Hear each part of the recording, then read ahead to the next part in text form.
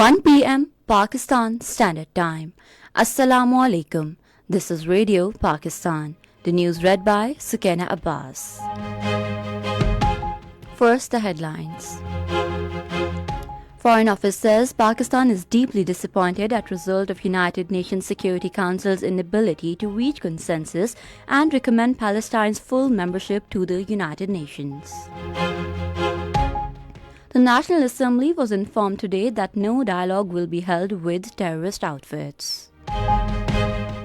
Interior Minister has directed all security agencies, including police, to ensure complete implementation of SOPs for protection of foreigners in Pakistan. Pakistan and Saudi Arabia have reiterated their resolve to solidify efforts in defense collaboration. Now the news in detail. Pakistan is deeply disappointed at the result of the last night's debate at the United Nations Security Council and its inability to reach consensus and recommend Palestine's membership of the United Nations to the General Assembly. At her weekly news briefing in Islamabad today, Foreign Office spokesperson Mumtaz Zahra Baloch said, "We regret the U.S. decision to veto the draft resolution granting full membership of the UN to Palestine." She said, "We believe that time has come for admission of Palestine to the United Nations." She said this will be a step towards correcting the historic injustice suffered by the Palestinian people for over 75 years. Law Minister Azam Nazir Tahir has categorically stated that no dialogue will be held with the terrorist outfits. Responding to a calling attention notice in the National Assembly today, he reaffirmed the government's commitment to take firm action against the terrorists. He said there is zero tolerance policy towards the terrorists and the federal government is extending full support to the provinces to deal with the menace.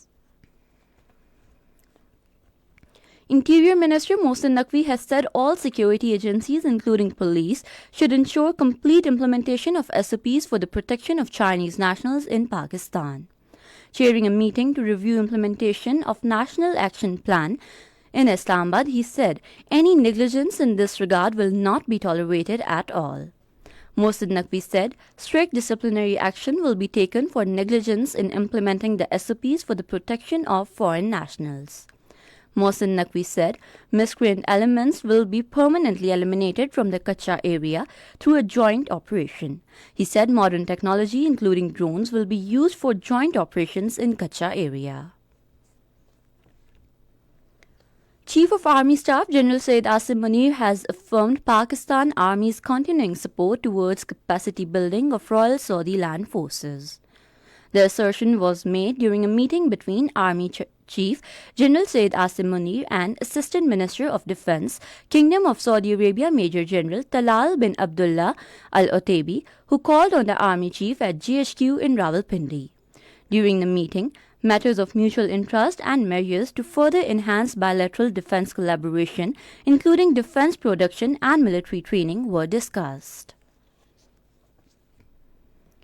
Finance Minister Muhammad Aurangzeb has assured that Pakistan would pitch bankable and investable projects to Saudi investors, highlighting the country's investment potential and favorable policies. He gave this assurance while meeting Sultan Abdul Rahman Al Murshid, the CEO of the Saudi Fund for Development in Washington.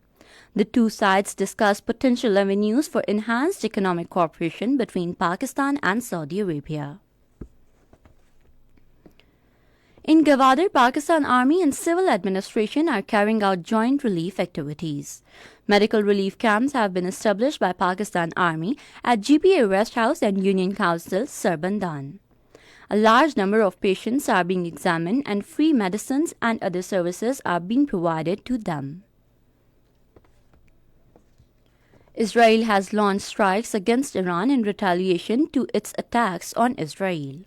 According to media reports, 3 drones over the central city of Isfahan had been shot down by Iranian air defense system.